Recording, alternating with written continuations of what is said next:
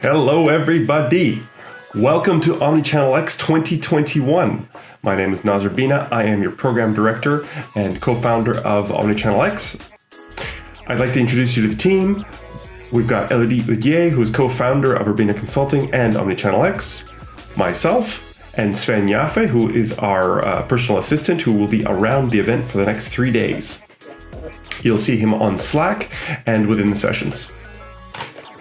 Say hi in the Slack group. That is our back channel for the event today. That's where most of the communication can happen, and that's where you can get help. You can also join the Slack using that QR code there, and I hope you can see that also. You can connect with Elodie or I on LinkedIn with the scan codes below. We've also got Saskia Wedeler, Bauke Vlierhaus, and Ulla Howlett, who are volunteers who will be monitoring and moderating different sessions throughout the conference, and many more. We've actually got some new volunteers. I haven't gotten a chance to get everybody's photos on here, but again, do join the Slack group where you can meet everyone and chat with them. So, why are we here? Dearly beloved, we are here today because the future is already here. It's just not very evenly distributed. Omnichannel has been talked about as a buzzword, as a just another word for something we already had. And in some ways, that's true, only in the sense that there have been companies who have been doing omnichannel for quite a while now, but many are right at the beginning of their journeys. The problem with omnichannel is it's not a technology problem. It's not about multi-channel publishing. It's about changing our attitudes and the way we think about the user experience. So we used to blast out content, what I call a shotgun approach to design and content versus true customer centricity. It's a change in the way we think. And I've got my friend Homer Simpson to illustrate. How many times have you gals been late for a high-powered business meeting only to realize you're not wearing makeup? That's every woman's nightmare. That's why I invented this revolutionary makeup gun. It's for the woman who only has 4/5 of a second to get ready. Close your eyes, Marge. And now you're ready for a night on the town. Homer. Dad, women won't like being shot in the face. Women will like what I tell them to like. We used to publish what we wanted to publish and design the way that we wanted to design. Now we're realizing that the customer has to be at the center of all processes. And project after project across the last 20 years, I've gone in and found out we really don't understand our customers all that well. While I was getting ready for this presentation, I dug out an article that I wrote called Adaptive Content, the Omnichannel Technique that you need to implement. Now, this article was written in 2014, and it starts with the words, adaptive content is a content strategy technique designed to support meaningful, personalized interactions across all channels. The urgency of supporting personalization that considers multiple channels is apparent. So, I've been thinking about this for quite a while, and we're still talking about the same challenges. Personalization is still a hotly debated topic. This was a very interesting article in the sense that I was writing this, nearly a decade ago, and it was about the story of a wine tasting that we went to. We went to a wine tasting that had tablets on each of the tables. They had staff there telling us about the wines and so on and so on. And I talked about personalization. And I said that they had our names in the booking, so some basic personalization could have included allowing check-ins by social media on the tablets, displaying a personalized welcome screen on our table, providing contextual information like the wine that we were going to talk about, so we were going to taste that day, adapting the microcopy and tone of the website if we chose to visit it from the tablet, and so on and so on and so on. So all of these ideas, which I thought were no-brainer ways that you could enhance a physical experience with digital personalization. And looking back, most brands couldn't accomplish this today. And I made a very a very significant point for me, which I'm still talking about a lot, which is that omnichannel isn't limited to the screen. Although I did talk a lot about how multiple devices could be used for personalization, I talked about the other channel in omnichannel, the idea that human beings are part of the omnichannel experience.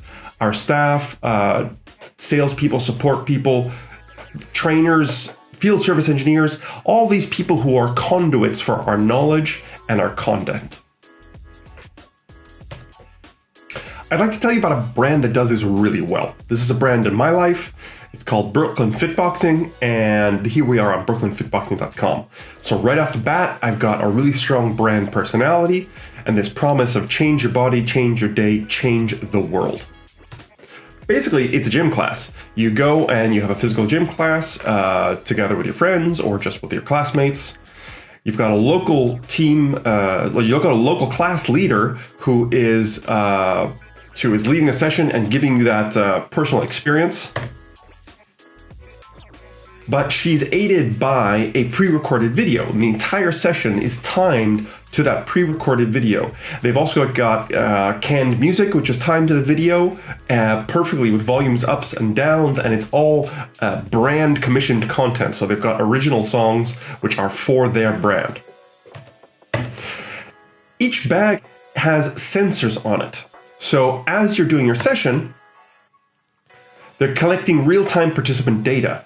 So you go through your class and each little routine gets tracked and quantified by the sensors, which at the end of the class is combined with the community data from the cloud. So you can see how you did versus people around the world. The resulting data is, of course, then used to send personalized participant emails. So I get after every single session, I get a custom email about the session and how many points I generated based on my success in the class. After my first class, I was engaged by one of the staff over WhatsApp to do personal touch sales and onboarding. So she helped me with choosing my package, choosing my subscription level, and gave me my welcome. So from that email I told you about, if I click the links, I can go to the mobile web. That's got my personal data history for that class and every class I've ever taken. I can compare that to my friends, my community, and the cloud. And I can preview the next lesson that I'm going to get and start practicing by myself at home. This is the same video that they were showing in the live session, edited for self-paced learning. This is on, of course, on Instagram, as well as available in the portal. And they have this change your day, change the world idea. So every class I'm engaging with the brand, I'm actually generating what they call karma points, which I can actually use to participate in their value system. So they give me an option to participate with charities. There's dozens of charities and you can submit your charity to them. So you can live your values, live their values, and participate in this greater good. So every 2 weeks, we're going on a cyclical journey.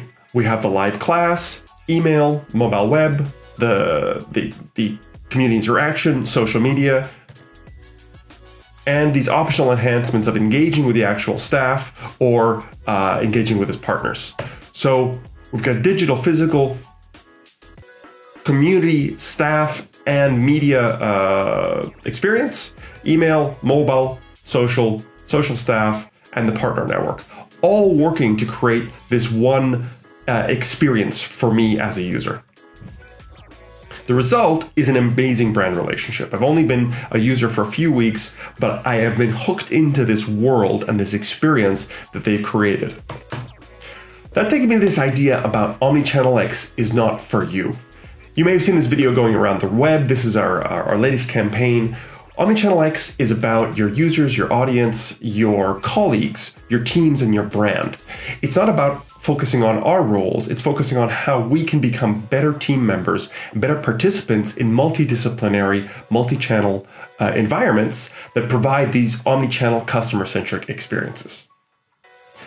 Our mission, which you'll have seen if you're a regular viewer of my presentations, is to help organizations have the kind of relationships with people that people have with each other. That's the mission for Urbina Consulting and OmnichannelX. That's why these organizations exist, to take this to a global scale. And we're saying that good relationships need empathy to support dialogues, not monologues, with consistency, which creates trust, which allows collaboration, which supports a value exchange between us and our colleagues, and between our brand and our audience. We're here today to discuss the human-centric, data-powered, omni-channel journeys that will support your relationships tomorrow. Relationships, which are everything. So this is the news about the Apple recently having forced apps to be transparent about what apps do with their data and how they are tracked, similar to Europe's GDPR laws, and just 4% of iPhone users allowed apps to track them after the iOS update. So those 4% are the ones who had built strong brand relationships. All conference long, we're going to be talking about how we support those customer relationships. So here we've got Patrick Bozek of Jorsik, who is going to be talking about content ops, formalizing the foundation of digital maturity in content. And he's talking about the idea that we have gone from an environment of should go to omnichannel to must. We are now needing to build those relationships with our colleagues and with our audience, because that is the basis of loyalty and longevity. You're going to see throughout the next few slides these add to calendar QR codes. We are an omnichannel event, so you can point your phone at the screen. You will get the session page for the session I'm talking about, and there'll be an add to calendar link so you can check that out later and get a reminder about it. And that's got links back to the website and the speakers for that session. Celine de la Cruz from MasterCard will be talking about building trust with content design, and she points out how trust increases adoption. 81% of Edelman Trust Barometer Special Report participants said that trust is a top 5 brand attribute.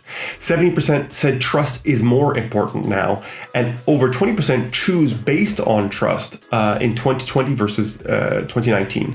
20% more have made trust part of how they choose their brands. Kevin Nichols from Avenue CX will be talking about omnichannel personalization. We know that we need to personalize and show up with relevant content for our customers. And according to Dynamic Yield, as of 2020, 95% of businesses report personalization as a key strategic goal, but only 9% report that it's part of their core technology stack. So we're not making this a part of our fundamental platforms and a part of our core business. IGG says 37% of organizations have started to execute on a digital-first approach, but 7% say that they're already an enterprise-wide digital business in 2021. And Deloitte says, as of 2020, Deloitte only places 25% of companies in the higher maturity category of digital transformation, with most falling within the medium or lower. We're seeing that organizations are starting to get it. Ryan Skinner from Forrester points out that marketers' priorities have pivoted significantly. So over the past 12 months, we've seen a change. In 2019, we had 26% of customers saying that marketers saying that improving the experience of customers was their top priority. Today, or last year in 2020, it was 46%. And this is the first time ever that improving the experience of customers has taken over grow revenue as a marketer priority. OmnichannelX is actually going to cover all of these things. So although the event is not just for marketers, we will be discussing all of these priorities. How to grow revenue, how to increase influence and brand reach in the market, how to reduce costs, accelerate our response to business and market changes, improve our ability to innovate, and improve our differentiation and our shift to digital business. Those are marketer priorities, but those should be every department's priorities, and we're going to be talking about them all. And we're not just talking theory, we're talking about real projects that have proved benefits with their results. Here we've got Rahel Ann Bailey from Content Seriously, who's going to be talking about a case study where on content production, they went from 58 steps to 30 steps to produce content. They had 0 fully automatic steps to 7 steps in the content workflow, completely automated and removed from needing to be done by human beings. Update time from 10 hours to 3.5 hours. Minimum cycle, usually 12 to 18 months, down to 4.5 months. The cost per update cycle of £30,000 down to £10,000. So we're talking about improvements of over 40, 50, 60% on key production metrics. In my own case studies, we've been talking about examples where we have taken the time to answer a question using content down by 40%. We have taken overall satisfaction up by 45%. Confidence in your ability to, in your answers that you get from a piece of content, up by 27%. And the actual accuracy that we measure in the users when they read the content and then we ask them questions, up by 257%. So that project was done in partnership with Precision Content, who is also presenting at this year's conference. And it's focused on what we can measure from content alone. We do want to measure overall holistic experiences, but how do we measure content itself and the benefit that it's deriving? Not the search engine or the design around it, but can we isolate and say what each puzzle piece in the omnichannel solution is contributing? So I said the future is already here, it's just not very evenly distributed. Takes me to a quote from Jenny Hooks, who is presenting the other channel in OmniChannel, and she presented at our first conference as well. Her definition of OmniChannel was, when we asked her back at our original conference, a seamless data-driven personalized experience that allows customers to engage with a brand how, when, and where they want, regardless of channel, including live experiences, and regardless of device. But she's added to that definition. And in her presentation this year, she's added the idea that it is a way of thinking and working that puts the customer at the center and strives to make every interaction more helpful for the customer. Amen. And there is so much more. You can check out the program by scanning that code and join the Slack over using that code. Each session in this conference will have extended Q&A to avoid Zoom fatigue. So we won't just be talking at you. We're running short sessions with lots of opportunity for dialogue. In the chats, please prefix your questions with a Q so we can tell them apart from general chat. We're also having interactive sessions where you can turn on your cameras and microphones and we can just have a dialogue. There's going to be the expert panels, attendee-led discussions, and your virtual bag. So there's going to be tons of offers that you get free or at a just significant discount that come with your ticket for OmnichannelX, so check those out. And of course the Slack group, which is our 24-hour-a-day back channel for the conference, where you can discuss with each other, with our speakers, and have those private follow-ups that make the conference so much more than a series of presentations. So we have tons of speakers at this event, an amazing array of sessions. I am so happy and proud of what we've been able to put together, and so happy and proud that you're here to be involved. The future is Omni. Our first blog post, I think, that we ever created was the definition of omnichannel, where we said omnichannel is content and experience orchestration, where channels share with, complete, and enhance each other, creating a superior overall result. And I got reminded of this from a video I saw just this past month called The Secret of Synchronization, where Professor Steven Strogatz talks about that we're talking about and tapping into a societal level movement in how we think about our disciplines. In science, we do reductionism. All of our science courses tell us the way to solve a problem is to break it into smaller parts and analyze the parts. And that has been phenomenally successful for every branch of science. But the great frontier in science today is what happens when you try to go back to put the parts together to understand the whole. That's the field of complex systems. That's why we don't understand the immune system very well. We don't understand consciousness very well, or the economy. It seems like the whole is more than the sum of the parts. That's the cliche that has entranced me for my whole research career. I want to understand, how can you figure out the properties of the whole given the properties of the parts?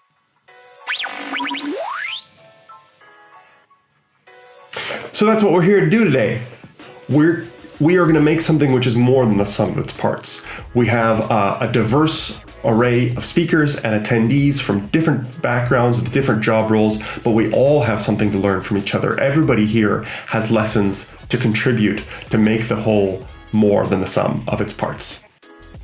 This is a graph of the growth of interest in the term omnichannel across the past 10 years.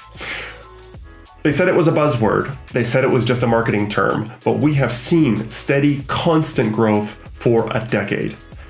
And you are here. So you're among the few in the world who are on the cutting edge of learning where we are going. We're learning where brands and brand relationships are going to be and the skills and solutions that we need to take us there. I'd like to give a thank you to our sponsors. Enterprise Knowledge, our primary platinum sponsor this year. Of course, Urbina Consulting are your organizing sponsors. We've got Simple A, Precision Content, Storyblock, and Contentful, all gold sponsors and all presenting sessions. We've got silver sponsors, Content Kings, Crossphase, Gather Content, and Easy Data, all also presenting this year. And our associate sponsors, UXpressia, Bauke Learhouse, and Content Seriously. Say hi in the Slack group, and have a great event.